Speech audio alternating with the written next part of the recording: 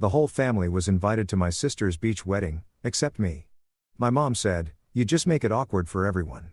I nodded and said, "I understand." 2 months later, when my own secret wedding video went viral online, "You just make it awkward for everyone." My mother's voice cut through the kitchen like a blade, her words delivered with that practiced coldness she'd perfected over the years. I stood there holding my coffee mug, watching steam rise from the dark liquid, while she continued arranging flowers for what felt like the 100th centerpiece discussion this month. "I completely understand," I replied, setting the mug down with deliberate calm. "My name is Sophia, and I'm 27 years old. I work as a freelance photographer in Portland, Oregon, specializing in destination weddings and editorial shoots. My work has taken me to incredible places around the world, capturing moments of pure joy and love for couples who trust me with their most precious memories. What makes this conversation particularly bitter is that I've photographed over 200 weddings, but I won't be attending my own sister's." "Good," my mother said, not bothering to look up from her flowers.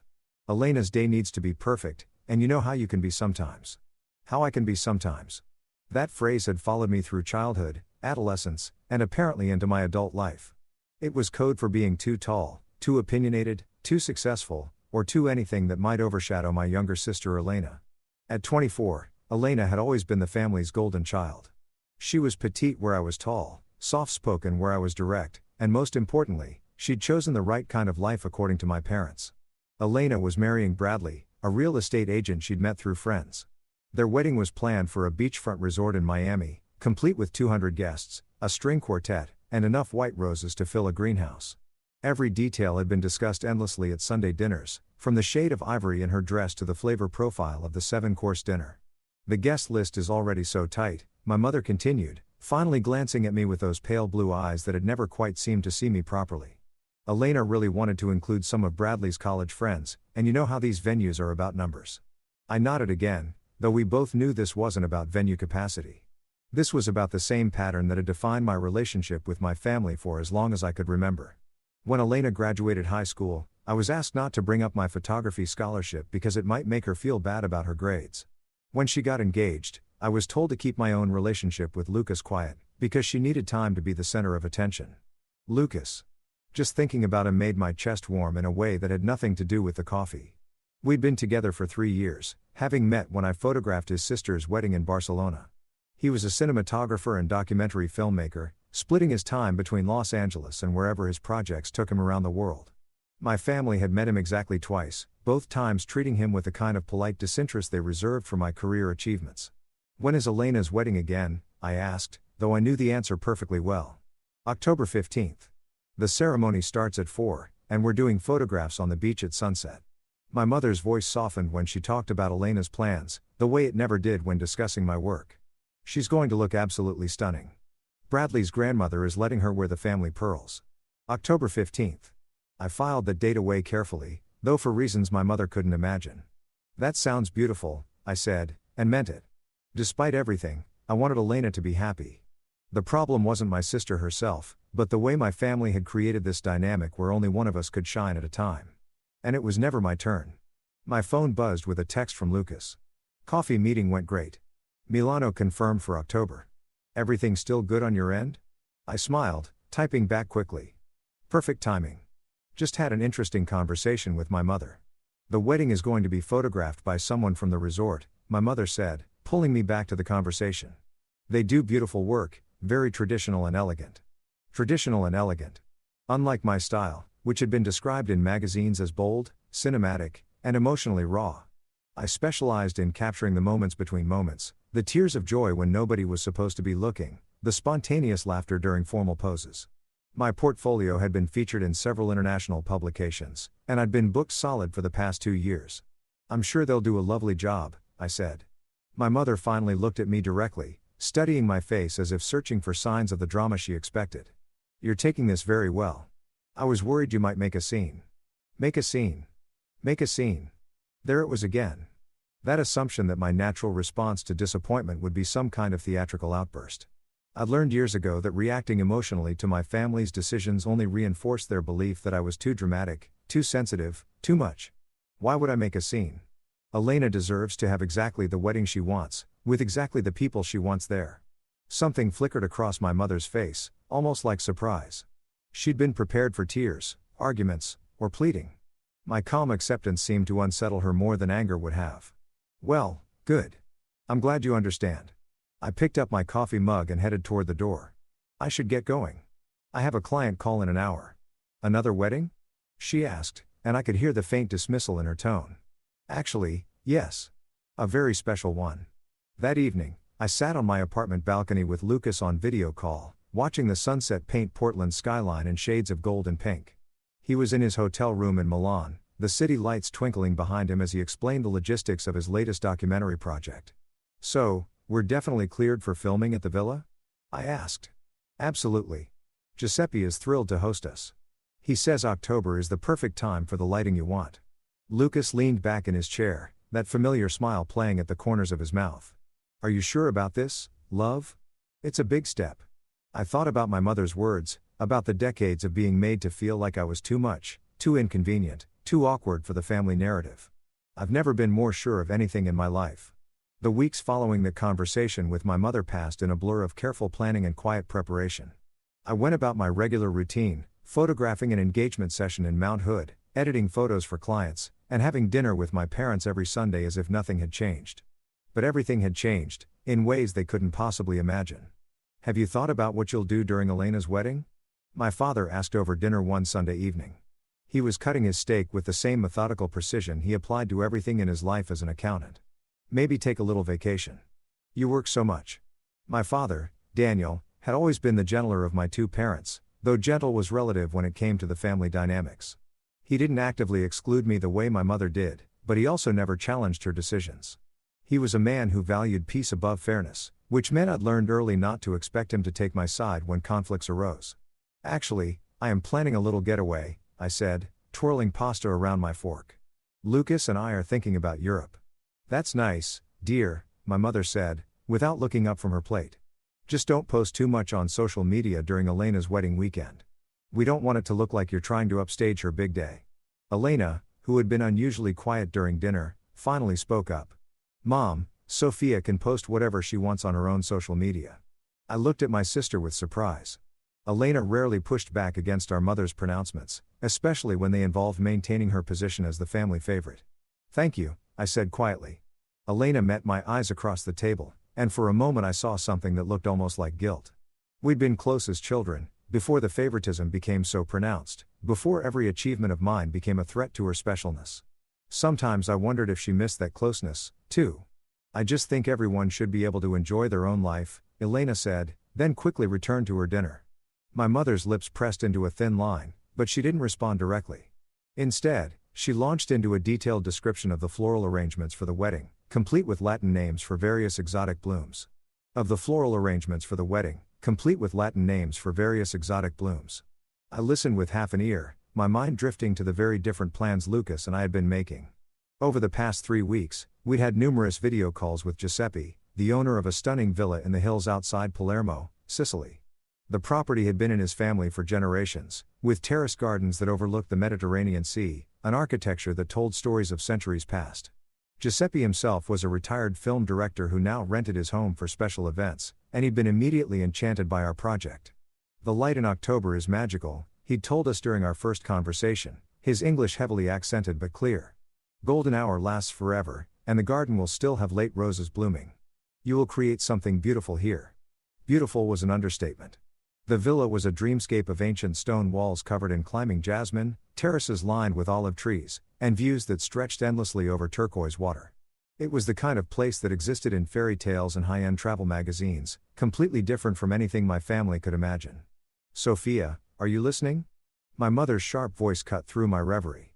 Sorry, what? I was asking if you needed us to recommend a hotel in Miami for your getaway. Since you'll be traveling that weekend anyway, you might as well go somewhere nice. The irony was almost too perfect to bear. That's thoughtful, but we're not going to Miami. Oh, where are you thinking? Italy. Sicily, specifically. I kept my voice casual, though my heart was racing. Lucas has some work there, and I've always wanted to see Palermo. My father perked up with interest. Sicily? That sounds fascinating. I read an article about the food scene there in National Geographic. The photography opportunities should be incredible, I said. Ancient architecture, Mediterranean light, dramatic landscapes. It's exactly the kind of setting that makes for memorable images. Elena was watching me curiously now, as if sensing there was more to my plans than a simple vacation. She'd always been perceptive, even when we were kids. It was one of the things I'd missed about our relationship. "How long will you be there?" she asked. "Just a few days. We fly out October 13th, back on the 18th. October 13th. 2 days before Elena's wedding. The timing wasn't coincidental, though my family didn't need to know that. After dinner, Elena walked me to my car, something she rarely did anymore. The evening air was crisp with the first hint of autumn, and the streetlights cast long shadows across the suburban driveway where I'd learned to drive, where we'd played countless games of basketball as kids. "Sophia," she said as I unlocked my car door. "Are you okay? About the wedding, I mean." I turned to face her, studying the expression on her face. Elena had inherited my mother's delicate features and my father's kind eyes, but right now she looked troubled. "I'm fine," I said honestly. "I want you to have the perfect day you've always dreamed of. But don't you think it's unfair? Mom not inviting you?" The question surprised me. Elena had never acknowledged the family dynamics so directly before. "It's her decision," I said carefully. "And yours. If you really wanted me there, I would be there." Elena looked down at her feet, scuffing her shoe against the pavement in a gesture that reminded me of when we were children. "It's complicated. I know. Mom thinks you'd overshadow me. She says you can't help being the center of attention even when you're not trying to be." The word stung even though I'd heard variations of them my entire life. "And what do you think?" Elena was quiet for a long moment, the weight of honesty hanging between us. "I think you're incredibly talented and successful, and sometimes that makes me feel small. But that's my problem, not yours." It was the most honest conversation we'd had in years, maybe ever. I reached out and squeezed her hand. "You're going to be a beautiful bride, Elena, and Bradley is lucky to have you." She squeezed back, then let go. "Have a wonderful time in Italy." As I drove home through the quiet Portland streets, I thought about that moment of connection with my sister and felt a pang of something that might have been regret. The quiet Portland streets, I thought about that moment of connection with my sister. And felt a pang of something that might have been regret. But then I remembered my mother's casual cruelty. The decades of being made to feel like I was too much for my own family, and my resolve solidified once again. October 13th couldn't come soon enough. The morning of October 10th, I was in my studio editing photos from a recent shoot when my phone rang. Elena's name appeared on the screen, which was unusual since she rarely called me directly anymore. "Hey," I answered, setting down my coffee cup. "Sophia, I need to ask you something, and I need you to be completely honest with me." Her voice sounded strained, almost panicked. I could hear traffic in the background, as if she was calling from her car. "What's wrong? Are you getting married in Italy?" The question hit me like a physical blow. I sat back in my chair, mind racing. There was no way she could know. We'd been incredibly careful about our planning, keeping everything private between Lucas, Giuseppe, and the small team of vendors we'd hired in Sicily. "What makes you ask that? Sophia, please, just answer me." I could hear the desperation in her voice, and despite everything, she was still my sister. But I also knew that anything I told Elena would likely make its way back to my parents, and our plan depended on secrecy until the right moment. "Why would you think that?" "Because Jessica's cousin works at the Italian consulate, and she saw your name on a marriage license application for Palermo. She mentioned it to Jessica, who mentioned it to Mom's friend Carol, who told Mom. Now Mom is completely losing her mind." My heart stopped. Jessica was Elena's maid of honor, and apparently our attempt at privacy hadn't been as foolproof as we'd thought. I should have anticipated that getting married abroad would involve paperwork that could be traced. But I'd been so focused on the emotional aspects of our plan that I hadn't considered every practical detail. "Elena, are you seriously getting married the same weekend as my wedding?" Her voice rose to a pitch I hadn't heard since we were teenagers fighting over clothes. "Were you planning to tell us at all?" I closed my eyes, feeling the weight of the moment. We'd hoped to keep everything quiet until after the fact, to share the news and the beautiful photos as a done deal, rather than giving my family the chance to interfere or make demands. But now that Elena knew, or suspected, I had to make a choice about how much to reveal. "Yes," I said quietly. "We're getting married in Sicily on October 15th. The silence on the other end of the phone stretched so long I thought she might have hung up. "The same day as my wedding." "Yes." "Why?" The word came out as barely a whisper. I took a deep breath, knowing that whatever I said next would either repair something between us, or destroy it completely. Because for the first time in my life, I wanted to do something that was entirely about me and Lucas, without having to worry about whether it would upset the family dynamic or make anyone else uncomfortable. "But you knew it was my wedding day." Elena, you made it very clear that my presence would be awkward for everyone, so I decided to create my own day instead of sitting at home feeling sorry for myself. I could hear her breathing heavily, and then what sounded like a sob. Mom is going to kill me. She thinks I knew and didn't tell her. She's been calling and texting nonstop for the past hour, demanding to know if we're all being played by you. The phrase being played by you was so perfectly my being played by you, was so perfectly my mother that I almost laughed. Even when I was making the biggest commitment of my life, it had to be framed as some kind of manipulation designed to hurt them. You can tell Mom that this has nothing to do with her or your wedding. Lucas and I have been planning this for months. We chose Sicily because it's meaningful to us, not because I wanted to upstage anyone. But the same day, Sophia, out of all the days in the year, you chose the exact same day. She had a point, and I'd known this confrontation would come eventually. The truth was, choosing October 15th had been partly practical and partly petty. Giuseppe's villa had limited availability, and the October dates that worked for both our schedules and his were the 13th, 15th, and 17th. The 15th offered the best light and weather conditions. But I'd also chosen it because I was tired of my life being scheduled around Elena's milestones, tired of waiting for the family coast to be clear before I could have my own moments. The villa was only available on certain dates, and October 15th was the best option for what we wanted, I said, which was technically true. This is insane. Do you have any idea what you're doing to the family? What am I doing to the family, Elena? Having a private wedding ceremony with the man I love? You know that's not what I mean. But it was exactly what I meant, and the fact that she couldn't see the difference was part of the problem. In my family's worldview, my choices existed only in relation to their impact on Elena and my parents. The idea that I might make a decision based purely on what Lucas and I wanted was apparently incomprehensible. Look, I said, trying to keep my voice gentle. I'm not trying to hurt anyone. We're having a small, private ceremony with just us and a few close friends who can make the trip. We weren't planning to announce it until afterward, precisely because I didn't want it to interfere with your day. A few close friends? Who? Some photographer friends from Los Angeles, Lucas's sister and her husband, maybe 2 or 3 other people. Nothing that would take away from your celebration. Nothing that would take away from your celebration. Elena was quiet for a moment, and when she spoke again, her voice was smaller, more uncertain. Are you inviting anyone from the family? The question I'd been dreading. The honest answer was no. We weren't planning to invite anyone from my family, partly for logistical reasons, but mostly because I knew they would find ways to make it about Elena's wedding instead of about Lucas and me. But saying that out loud would confirm Elena's worst fears about my intentions. We're keeping it very intimate, I said carefully. Immediate family only. It wasn't technically a lie, since Lucas's sister counted as immediate family to him. But I could tell Elena heard what I wasn't saying. So you're not inviting Mom and Dad? Elena? Or me? The hurt in her voice was unmistakable, and I felt a stab of guilt. Despite everything, despite the years of being marginalized and excluded, I didn't actually want to hurt my sister. I wanted to have my beautiful day without interference, but I didn't want Elena to feel rejected the way I had. It's not about not wanting you there, I said slowly. It's about needing something that's just ours, without all the family drama and expectations. But we are your family, Sophia. Whatever problems we have, we're still your family. Are we? The question slipped out before I could stop it. Because for the past month, it's been made very clear that my presence at your wedding would be an inconvenience at best. Elena was quiet again, and I could practically hear her processing the implications of what I'd said. This is going to destroy everything, she said finally. Or maybe it will be the push we all need to finally be honest about how we treat each other.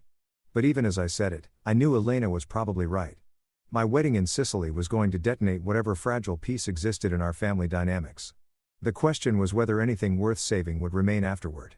Within hours of my conversation with Elena, my phone was ringing nonstop. First my mother, her voice reaching decibel levels I hadn't heard since I was 16, and came home past curfew. Then my father, disappointment radiating through his careful, measured words. Then Elena again, now crying and asking if there was any way to change our date. Finally, my mother's sister Patricia, who rarely called me, but apparently felt this family crisis required her intervention. I let most of the calls go to voicemail. The messages they left painted a clear picture of the chaos my wedding announcement had unleashed. My mother alternated between fury and hurt, demanding to know how I could be so selfish, how I could deliberately sabotage Elena's special day. My father focused on the practical implications, wondering about guests who might be confused, family members who might feel forced to choose between celebrations. Elena's messages were the hardest to listen to, her voice breaking as she asked if I hated her enough to ruin the day she'd been planning for 2 years. But it was Patricia's message that revealed the true depth of the family meltdown. Sophia, honey, you need to call me back. Your mother is having what I can only describe as a complete breakdown. She's convinced you planned this whole thing as revenge for not being invited to Elena's wedding, and she's talking about calling off the Miami ceremony entirely. Elena is hysterical. Bridesmaid dress appointments are being cancelled. Vendors are being questioned about whether they can change dates. You need to fix this, sweetie. Whatever point you're trying to make, you've made it. Now please, for the love of God, fix this. I saved that message and played it for Lucas when we had our nightly video call. He listened with the same expression he wore when watching particularly absurd reality television, a mixture of disbelief and fascination. Your family is genuinely melting down because we're getting married on a different continent on the same day as your sister, he asked. Apparently so. Lucas was quiet for a moment, his face thoughtful in the blue light of his laptop screen. Behind him, I could see the lights of Milan twinkling through his hotel window. He'd been there for the past week, finalizing details for his documentary and coordinating with Giuseppe about our wedding logistics. Do you want to change the date? He asked finally. I mean, if it would make peace with your family, Giuseppe has the 17th available too. I loved him for asking, even though we both knew what my answer would be. The 17th would mean compromising on the lighting and weather conditions we wanted. But more than that, it would mean compromising on the lighting and weather conditions we wanted. But more than that, it would mean backing down from the first decision I'd ever made that prioritized my happiness over my family's comfort. No, I said firmly. We're not changing anything. Good, Lucas smiled, because I already ordered your wedding dress, and Giuseppe has been planning the most incredible setup in the garden. Also, my sister is flying in from Barcelona with her kids, and they're already excited about their first trip to Sicily. My wedding dress. In all the chaos with my family, I'd almost forgotten about that particular surprise. Most brides spend months agonizing over their dress, trying on dozens of options and involving their mothers and sisters in the decision. I'd ordered mine online from a designer in Rome after a single video consultation, based entirely on photographs and my own measurements. It was a risk, but it felt appropriate somehow. This whole wedding was about trusting my own instincts instead of deferring to family opinion. How did the final location scouting go? I asked, changing the subject away from my family drama. Lucas's face lit up, the way it always did when he talked about his work. Sophia, wait until you see what Giuseppe has planned. Remember that terrace we liked from the photos? The one with the stone archway and the view of the sea? Of course. He's been working with a local florist to create what he calls natural elegance. Olive branches and Mediterranean herbs, white roses and jasmine, but arranged to look like they're growing wild. And he found these antique brass lanterns from a monastery that closed in the 18th century. When the sun sets behind us, the whole terrace will be lit like something from a dream. I closed my eyes, trying to picture it. After spending years photographing other people's weddings, I developed strong opinions about what made ceremonies truly beautiful versus merely expensive. The best weddings I'd captured had always been the ones where every detail reflected something genuine about the couple, where the setting and the celebration felt authentic to who they were as people. It sounds perfect. Giuseppe also wants to document everything himself, not professionally, just with his old film camera. He says every love story deserves to be preserved, and the villa has been witness to too many beautiful moments not to capture one more. Giuseppe's enthusiasm for our wedding had been one of the unexpected joys of this process. When we'd first contacted him about renting the villa, I'd been prepared for the usual vendor interactions, professional but impersonal. Instead, we'd found someone who seemed genuinely invested in creating magic for us. His emails were full of suggestions for local traditions we might want to incorporate, recommendations for the best olive oil and wine from nearby producers, stories about other couples who'd married at the villa over the years. Has he mentioned anything about the photography setup we discussed? Everything's confirmed. The local crew he recommended seems fantastic, and they understand your vision completely. Natural light, candid moments, emphasis on the landscape, and the intimacy of the ceremony, rather than formal poses. This was another way our wedding was different from Elena's elaborate Miami affair. Instead of hiring a traditional wedding photographer, we decided that Lucas would handle filming, while a local crew I'd connected with through professional networks would capture still images. The goal was documentation that felt more like fine art than typical wedding photography. Images that would tell the story of the day, rather than just recording its events. My phone buzzed with another text from Elena. Please call me back. We need to talk about this. I showed Lucas the message, and he sighed. You know you're going to have to deal with this eventually. I know. I just need going to have to deal with this eventually. I know. I just need a little more time to think about what I want to say. The truth was, I'd been avoiding my family's calls, not because I didn't know what to say, but because I knew exactly what would happen once I engaged with their panic. They would demand explanations, compromises, changes to our plans that would make them more comfortable. My mother would cry. Elena would guilt me about ruining her dreams. And my father would suggest family therapy, or cooling off periods, or some other attempt to manage the conflict, rather than address its root causes. What if, Lucas said slowly, we just let them be upset? What do you mean? I mean, what if we acknowledge that they're hurt and angry, but we don't let that change our plans? What if we have our beautiful wedding in Sicily, and we share it with the world afterward, and we let the family drama be their problem to solve? It was a radical thought, at least for someone raised in my family's ecosystem of careful emotional management. I'd been trained from childhood to monitor everyone else's feelings, to adjust my behavior to keep the peace, to make myself smaller whenever my presence threatened the family's equilibrium. They'll never forgive me. Maybe they will, maybe they won't. But Sophia, you've spent 27 years trying to earn their approval, and where has it gotten you? You weren't even invited to your own sister's wedding. He was right, of course. And somewhere beneath the guilt and anxiety about my family's reaction, I felt a growing excitement about our plans that had nothing to do with revenge or proving points. I was going to marry the man I loved in one of the most beautiful places on earth, surrounded by people who actually wanted to be there. Whatever chaos that decision created for my family was honestly secondary to the joy of that fact. Okay, I said. Let them be upset. Really? Really? We're getting married in Sicily on October 15th, and it's going to be perfect. Lucas grinned, and I felt some of the tension I'd been carrying since Elena's phone call finally start to ease. Giuseppe is going to be so happy. He's been worrying that the family drama might make you want to cancel. Never. If anything, it's making me more determined to have exactly the wedding we want. After we hung up, I poured myself a glass of wine and sat on my balcony. Looking out over Portland's evening skyline. In 5 days, I'd be on a plane to Sicily. In 6 days, I'd be married to Lucas in Giuseppe's garden, while my family attended Elena's beach wedding in Miami. The thought should have made me sad, or at least conflicted. Instead, it filled me with the kind of anticipation I hadn't felt in years. For the first time in my adult life, I was about to do something entirely for myself, without compromise or apology. My phone buzzed with one more text from Elena. I love you, even if I don't understand this. I typed back, I love you too. Have the most beautiful wedding day. And I meant it. Despite everything, I wanted Elena to be happy.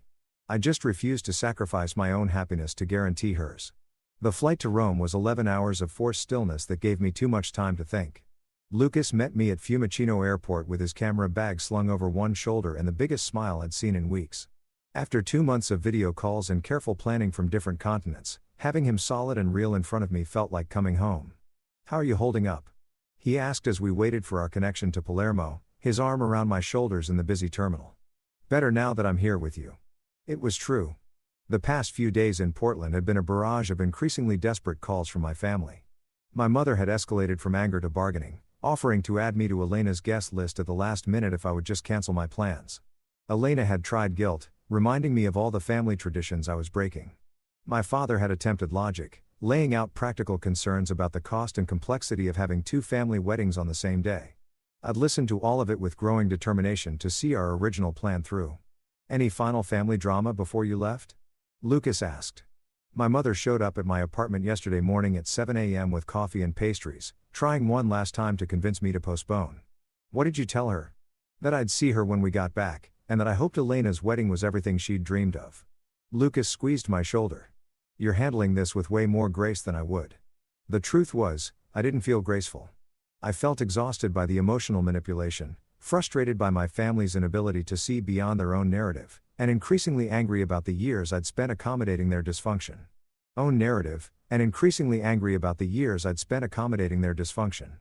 But I also felt something new, a sense of clarity about what I wanted my life to look like going forward.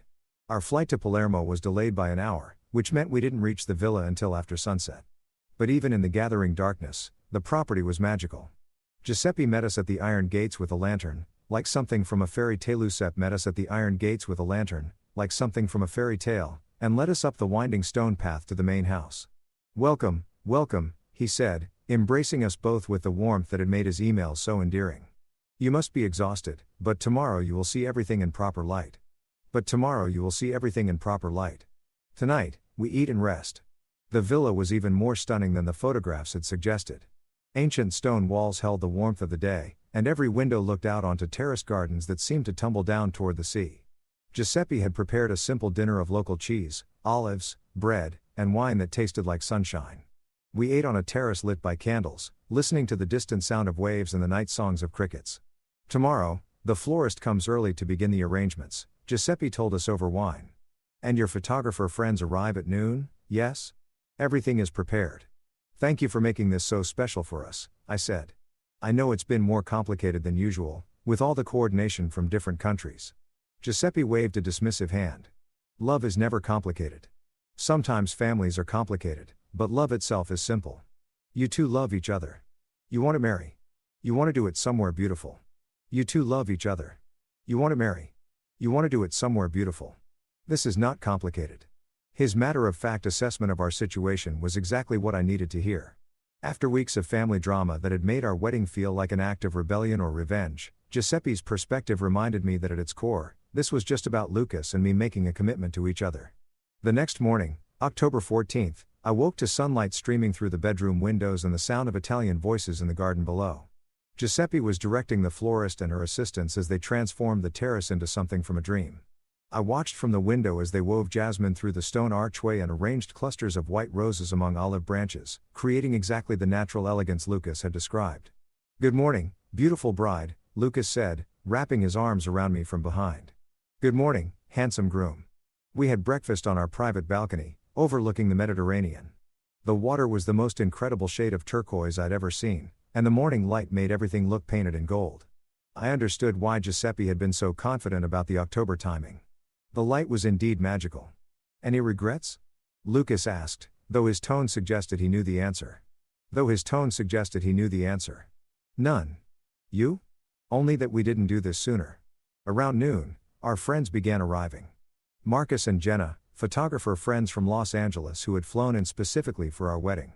Isabella, Lucas's sister, with her husband Carlos and their 2 young children. David, a filmmaker friend of Lucas's who had offered to help with documentation. Each arrival felt like a small celebration, reminders of the community we'd built based on shared interests and genuine affection rather than family obligation. Sophia. Isabella embraced me warmly, speaking in the mixture of Spanish and English that characterized all her conversations. This place is incredible. Giuseppe has been showing us around, and I think I might never leave Sicily. Isabella and I had bonded immediately when we first met 3 years ago. She was everything I'd always wanted in a sister. Supportive, funny, interested in my work, and completely free of competitive dynamics. Watching her children run through Giuseppe's garden, their laughter echoing off the ancient stone walls, I felt a pang of sadness about what I was missing with my own family. But only a pang. By the time the sun began to set, painting the sky in shades of pink and orange, I was entirely focused on the magic of the moment we'd created. Giuseppe had outdone himself with the ceremony setup. The terrace was transformed into an intimate amphitheater, with chairs arranged in a small semicircle facing the stone archway where Lucas and I would exchange vows. The brass lanterns he'd found cast a warm glow over everything, and the scent of jasmine and rosemary filled the evening air. Are you ready for this? Marcus asked, as he checked his camera settings one final time. I looked at Lucas, handsome in his simple navy suit, standing beneath the archway with the Mediterranean sunset behind him. I looked at our small group of friends, all of whom had traveled halfway around the world to celebrate with us. I looked at Giuseppe, beaming with pride at what he'd helped create. I've never been more ready for anything in my life. As I walked toward the archway in my simple silk dress, carrying a bouquet of herbs and white roses that smelled like the garden itself, I felt something I'd never experienced at any of the hundreds of weddings I'd photographed. Complete presence in the moment, untainted by anxiety about anyone else's expectations or reactions. The ceremony itself was brief and perfect. Lucas and I had written our own vows, simple promises about supporting each other's dreams, and choosing love even when things got complicated. Giuseppe, who had been ordained online specifically so he could marry us, spoke about the villa's long history of witnessing love stories and how honored he was to add ours to that legacy. When we kissed as husband and wife, with the sunset blazing behind us and our chosen family cheering, I felt something shift in my understanding of what happiness could look like. We were married, in defiance of my family's expectations, on the same day as Elena's Miami wedding, in one of the most beautiful places on earth. And I had never been happier. The celebration that followed our ceremony was everything a wedding reception should be. Intimate, joyful, and completely authentic to who Lucas and I were as a couple. Giuseppe had arranged for a local chef to prepare a feast using ingredients grown on the property, and we ate by candlelight on the main terrace, while a guitarist played traditional Sicilian songs. To Sophia and Lucas, Isabella raised her glass of local wine. For choosing love over convention, beauty over politics, and Sicily over Miami. Everyone laughed and cheered, though I noticed Marcus glancing at his phone with a slight frown. "Everything okay?" I asked. "Just checking the upload progress. The photos are taking forever on this Wi-Fi connection." Marcus had been documenting our entire wedding day. Not just the ceremony, but all the small moments. Getting ready in our room overlooking the sea. Giuseppe presenting us with a bottle of olive oil from his own trees. The children playing in the garden while adults shared stories over wine. True to his artistic sensibilities, he'd captured everything with the golden hour lighting and cinematic composition that had made him one of the most sought-after wedding photographers in Los Angeles. "There's no rush," I said. "We have all the time in the world." But even as I said it, I was curious about the photos myself. After years of being behind the camera at other people's weddings, seeing my own day through Marcus's lens felt surreal and wonderful. "Actually," Lucas said, pulling out his own phone, "there might be a little bit of a rush." He showed me his screen, which displayed a text from his documentary producer. "Saw the Instagram stories from Sicily. When you get back, we need to talk about a potential project. This looks incredible." "He shared some photos already?" I asked. "Just a few on Instagram. Nothing major." I pulled out my own phone, which I'd barely looked at since arriving in Sicily. My Instagram notification count was higher than I'd ever seen it. 8,947 likes on a photo I didn't remember posting. When I opened the app, I realized Lucas had shared several images to my account throughout the day, with my permission given earlier but forgotten in the joy of the celebration. The photos were breathtaking. One showed me walking toward the ceremony archway, my dress flowing in the evening breeze with the Mediterranean sunset, creating a halo effect behind me. Another captured Lucas and me during our vows, both of us laughing at something Giuseppe had said, pure happiness evident on our faces. A third showed our small group raising glasses in toast, the villa's ancient stone walls and trailing jasmine creating a backdrop that looked too beautiful to be real. Jasmine creating a backdrop that looked too beautiful to be real. But it was the comments that made me pause. Hundreds of them, from photographer colleagues and friends, but also from people I didn't recognize. "This is the most beautiful wedding I've ever seen. Where is this place? I need to get married here immediately. The light in these photos is incredible. Sicily looks like a fairy tale. I've been following your work for years, but these personal photos are your masterpiece. Wait, is this the same weekend as your sister's wedding? Didn't you mention that drama?" That last comment made my stomach drop. I scrolled through more responses, realizing that several people were connecting my Sicily wedding to the family situation I'd mentioned in passing during previous posts. "Oh no," I whispered. "What?" Lucas looked concerned. Before I could answer, my phone started buzzing with a call from Elena. I declined it, but within seconds she was calling again. "I should probably take this," I said, stepping away from the group. "Sophia?" Elena's voice was tight with an emotion I couldn't identify. "What the hell is happening on your Instagram?" "What do you mean?" "I mean your wedding photos have been shared by like 50 different photography accounts. People are reposting them everywhere, and some blogger just posted an article called "The Most Romantic Wedding in Sicily" with all your pictures."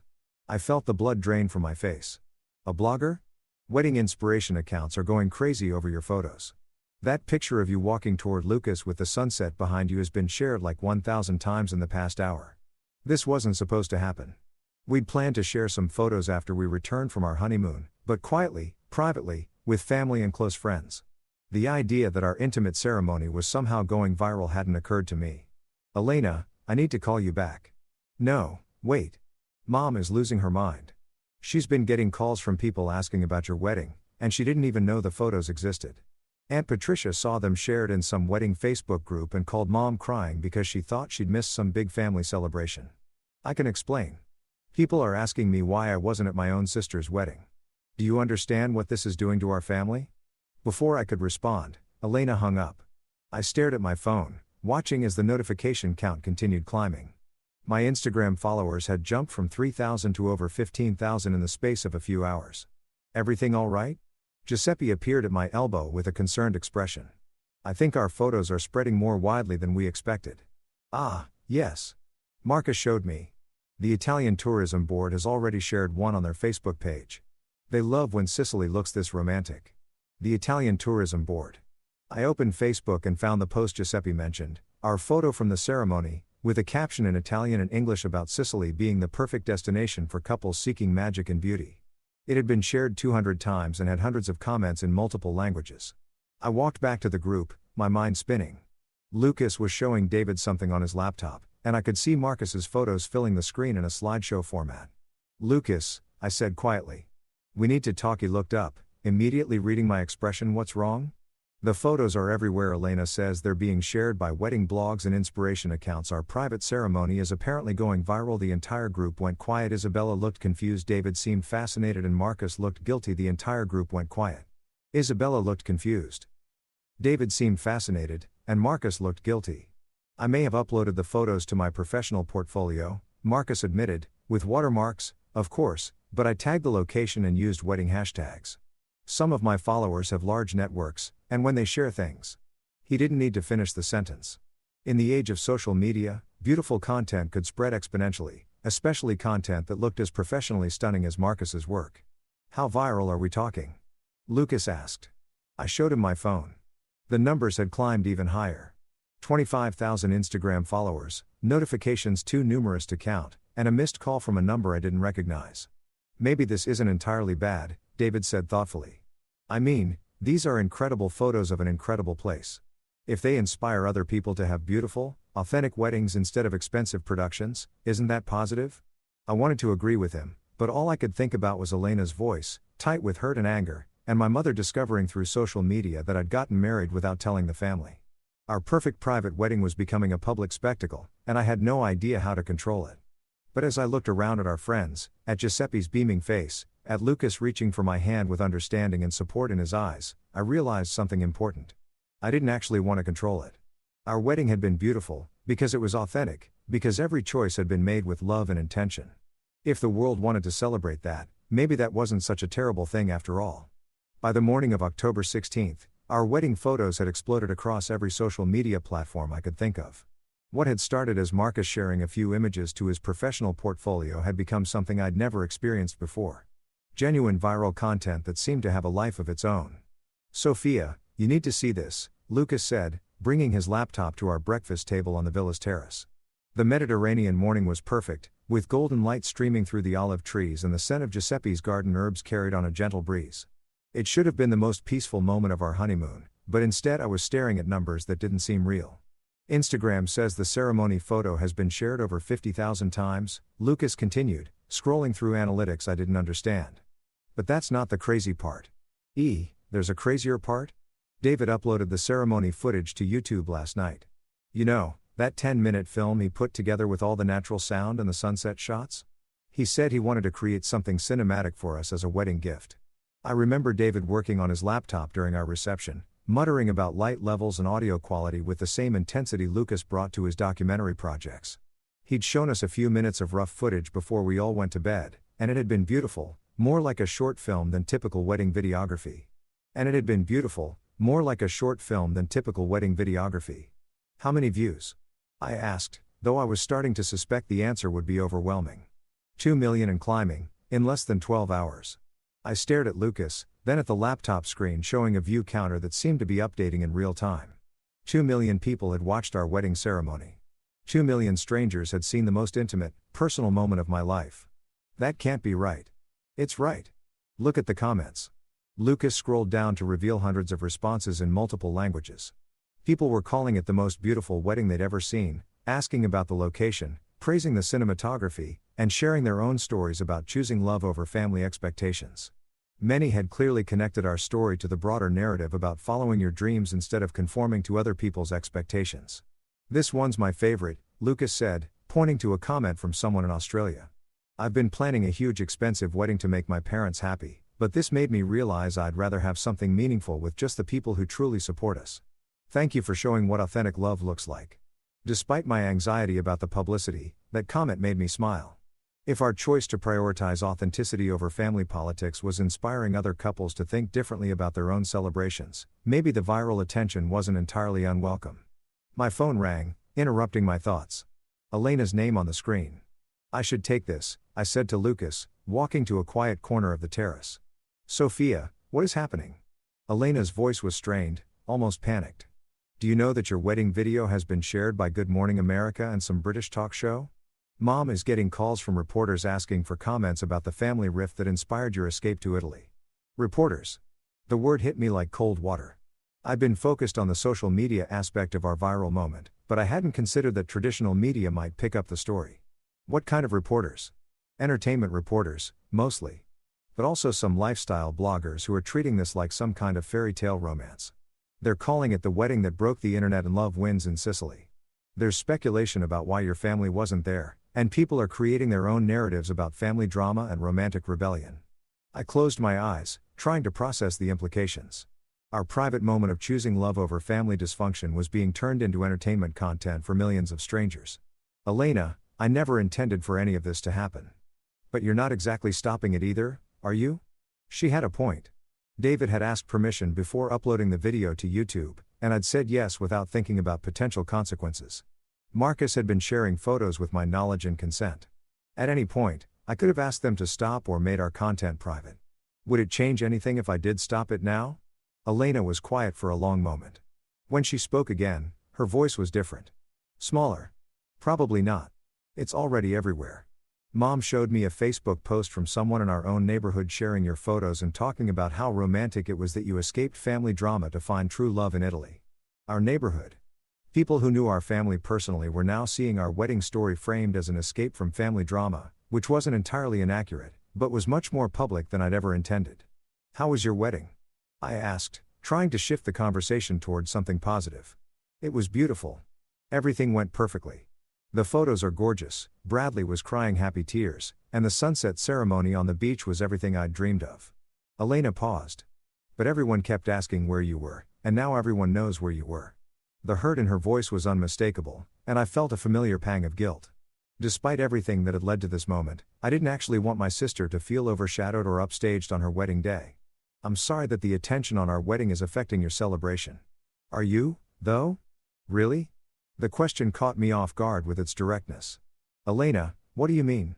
I mean, you chose the exact same day as my wedding, in one of the most photogenic places on earth, with professional photographers documenting everything.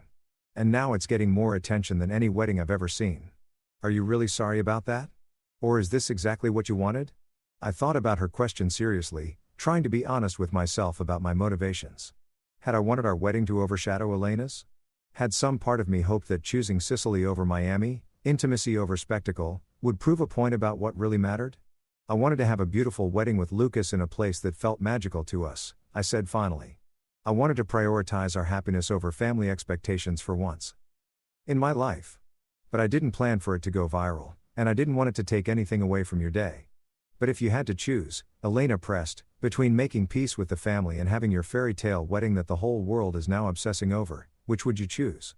I looked out at Giuseppe's garden, where Lucas was helping Isabella's children chase butterflies between the olive trees. I thought about the years of being made to feel like I was too much, too inconvenient, too awkward for my own family's comfort. I'd choose the fairy tale, I said quietly. Every time. By our third day in Sicily, the YouTube video of our wedding had reached 20 million views.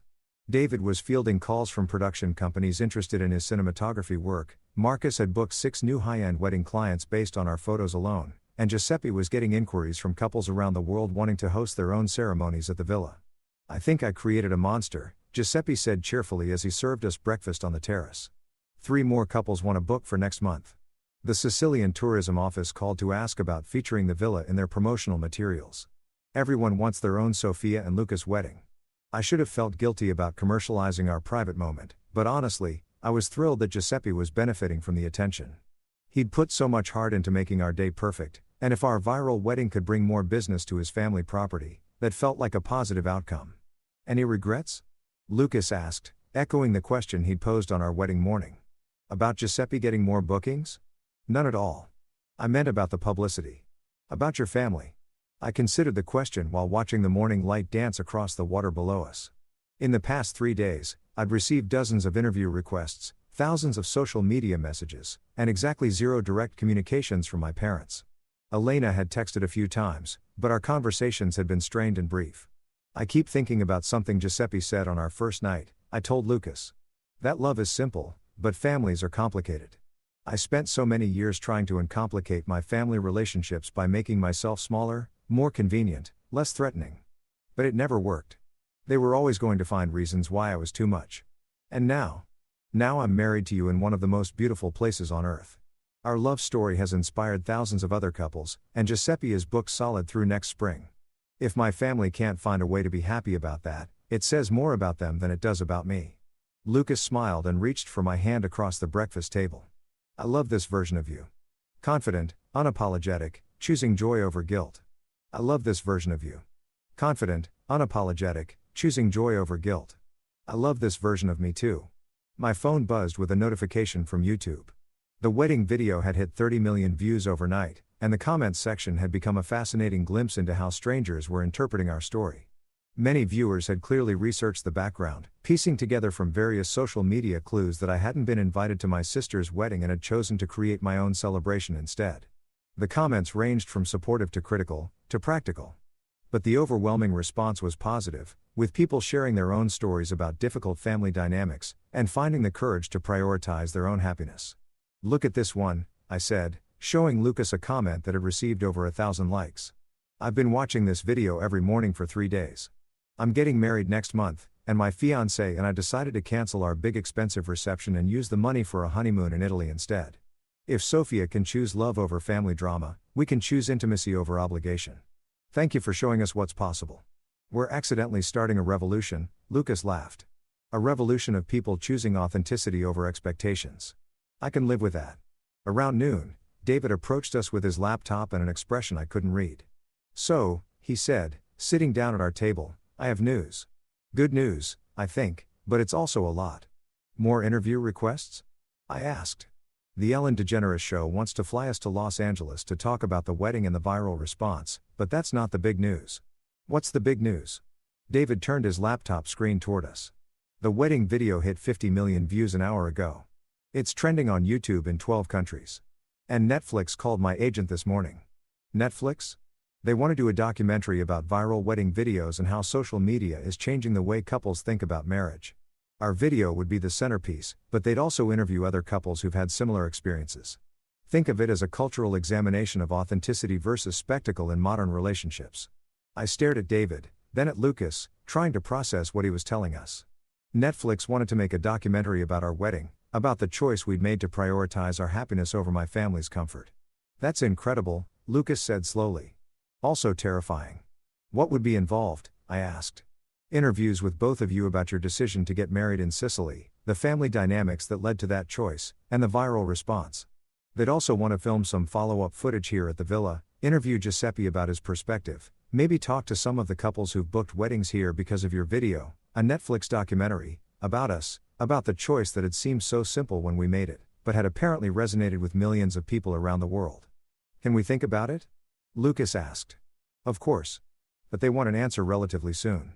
The cultural moment around your video is happening now, and documentaries work best when they capture things in real time. After David left us alone to discuss his news, Lucas and I walked down through Giuseppe's gardens toward the sea. The afternoon was warm and perfect, with the kind of golden light that had made our wedding photos so magical. It was hard to believe that just a week ago, I'd been in Portland listening to my mother explain why I wasn't welcome at Elena's wedding. A documentary feels like making this whole thing even more public, I said eventually. It does. But maybe that's not entirely bad. If our story can help other people think differently about family expectations and personal choices, isn't that worth something? I thought about all the comments and messages we'd received, about couples reconsidering their own wedding plans. About people finding the courage to choose authenticity over obligation. What do you think? I asked. I think, Lucas said, stopping to face me with the Mediterranean sparkling behind him, that we've already changed our own lives. If we want to help other people change theirs, this might be how we do it. We said yes to the Netflix documentary. 2 weeks later, back in Portland, I found myself sitting across from a producer named Jessica in a coffee shop downtown, explaining the family dynamics that had led to our spontaneous Sicilian wedding. The YouTube video had reached 75 million views and showed no signs of slowing down. Giuseppe's villa was booked solid for the next 18 months, and Sophia and Lucas' weddings had become a trending search term for couples looking for intimate destination ceremony inspiration. "What I find fascinating about your story," Jessica said, adjusting her recording equipment. "What's fascinating about your story," Jessica said, adjusting her recording equipment, "is how it taps into this broader cultural conversation about authenticity versus spectacle, about choosing personal happiness over family expectations. Your video has sparked thousands of conversations online about what weddings should really be about. We never intended to start a cultural conversation," I said. "We just wanted to get married somewhere beautiful without having to manage other people's emotions about our choices." But that's exactly why it resonated. You made a decision that prioritized your own joy, and you did it without apology or explanation. In a world where people are constantly performing their lives for others, that kind of authenticity is rare. The irony wasn't lost on me that our attempt to escape public scrutiny had resulted in more public attention than I'd ever imagined possible. But the attention felt different from the family drama we'd been trying to avoid. Strangers who connected with our story were celebrating our choice rather than criticizing it, supporting our decision rather than demanding we change it. "Have you spoken to your family since returning from Italy?" Jessica asked. It was the question I'd been dreading. The answer was complicated and painful in ways I wasn't sure I wanted to share with Netflix's audience. "My sister and I have texted a few times. My parents and I haven't spoken directly since before the wedding." "How does that feel?" "I thought about Elena's last text, sent 3 days earlier. I saw the Netflix announcement. I'm happy that good things are happening for you, even if I don't understand any of this. I thought about my parents' silence, even if I don't understand any of this. I thought about my parents' silence, which felt both hurtful and liberating. I thought about the relief of not having to manage their reactions to every choice Lucas and I made about our new life together.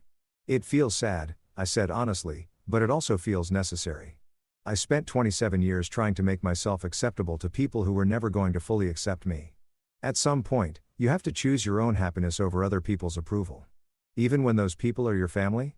Especially when those people are your family." The Netflix interviews took place over several days, with Jessica and her crew documenting not just our story, but the broader phenomenon of couples choosing intimacy over spectacle for their weddings.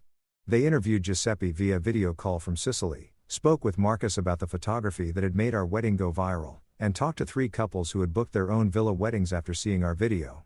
One couple, Sarah and Michael from Chicago, had canceled their planned ballroom reception for 200 guests and were flying to Italy instead for a ceremony with just their parents and siblings.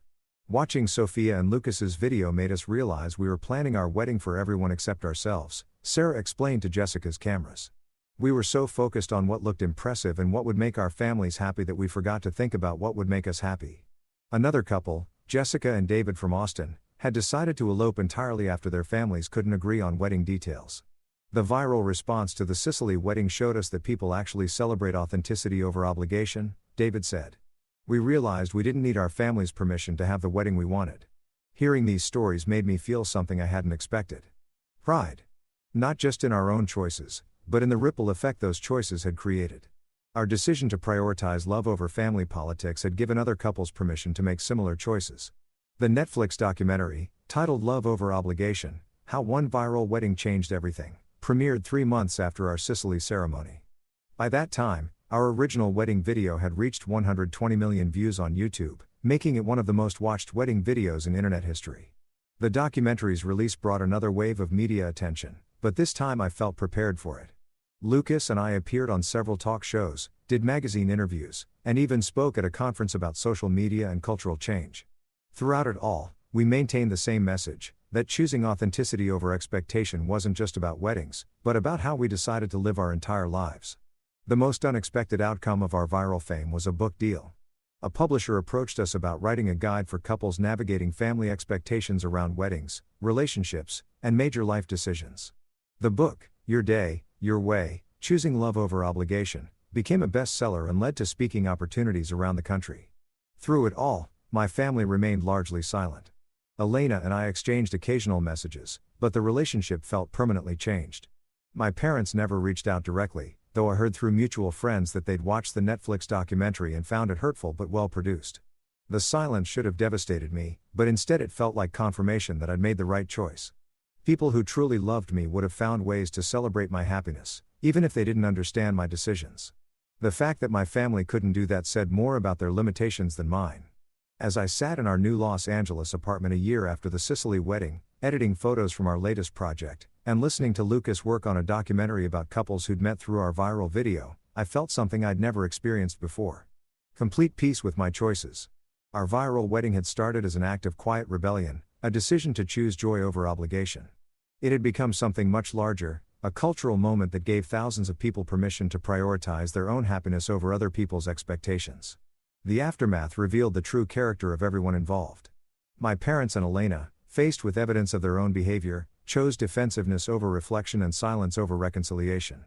They lost themselves in their own bitterness, missing out on celebrating genuine love and success. Meanwhile, Lucas and I built a life filled with purpose, creativity, and the kind of authentic relationships I'd always craved but never known how to find. Looking back on that moment in my mother's kitchen when she told me I'd make Elena's wedding awkward, I realized she'd given me the greatest gift possible, the push I needed to finally choose myself.